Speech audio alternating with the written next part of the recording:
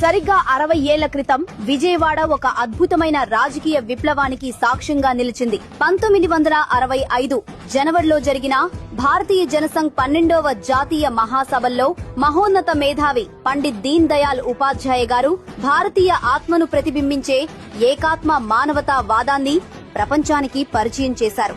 మానవత్వమే పరమార్థంగా, అంత్యోదయ లక్ష్యంగా ఆయన అందించిన ఈ సిద్ధాంతం కేవలం ఒక రాజకీయ వాదం కాదు, అది కోట్లాది మంది భారతీయుల ఆశల మేనిఫెస్టో.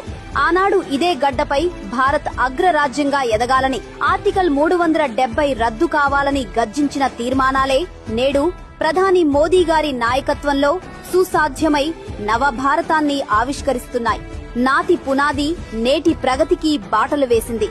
ఇప్పుడు అదే స్ఫూర్తితో 60 ఏళ్ల చారిత్రక మైలురాయిని పురస్కరించుకుని 2026 జనవరి 23, 24 తేదీల్లో అదే విజయవాడ వేదికగా ఏకాత్మ మానవ దర్శనంపై జాతీయ సదస్సు జరగబోతుంది. పండిత్ దీన్ దయాళ్ గారి ఆశయాలను ఆధునిక భారత నిర్మాణంలో వాటి ప్రాముఖ్యతను చాటి చెప్పే ఈ మహాసభ చరిత్రను పునరావృతం చేయబోతోంది.